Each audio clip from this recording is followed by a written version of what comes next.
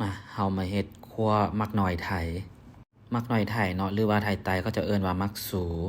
ทำอิฐเฮาก็จะเอาไปทำความสะอาดขุดก่อนขุดจนหมดมันนั่นแหละเนาะ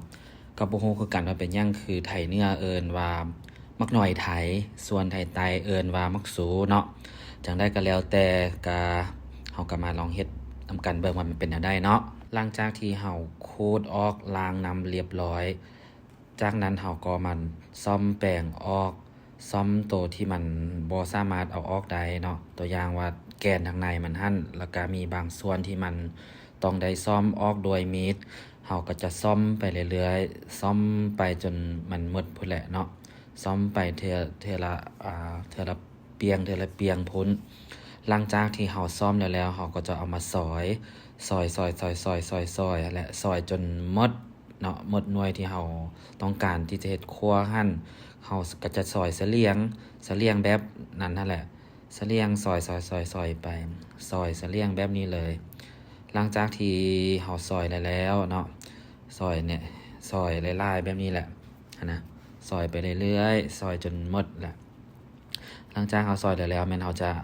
มาซอยหมูเนาะศีลหมูของเฮานี่แหละศีลหมู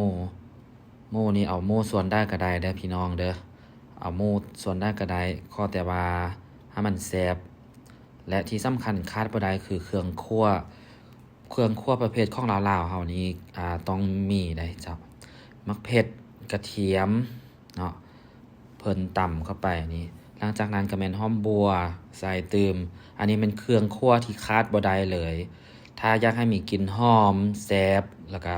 นัวเนาะ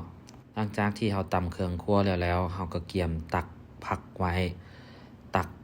เครื่องคั่วหั่นไว้ตักไว้แล้วเฮาก็เตรียมหม้อเกียมน้ำมันใส่หลังจากนั้นแม่นเฮาก็จะเอาซีนหมูใส่คั่วซีนหมูให้มันสุกเด้อพวกเจ้าเด้อคั่วให้มันสุกๆได้ซีนหมูนี่บ่ต้องเฮ็ดให้มันสุกฮาร์ดเนาะสุกแล้วเฮาก็เอาเครื่องคั่วนั้นลง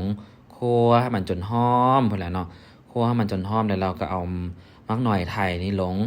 คั่วมักหน่อยไถให้มันสุกนิดนึงแล้วก็เอาน้ำล้างล้างอันถ้วยที่เฮาใส่หั่นใส่หลังจากนั้นเฮาก็ใส่ปลาแดกแล้วเฮาก็ใส่แป้งนัวเครื่องปรุงของเฮาบ่มีหยังหลายมีแต่2อย่างนั่นแหละหลังจากนั้นเฮาก็จะมาซอยผักบัวผักหอมเนาะซอยแลบๆเนาะซอยแลบๆแบบนั้นเลยซอยแล้วเฮาก็เอามาใส่แล้วก็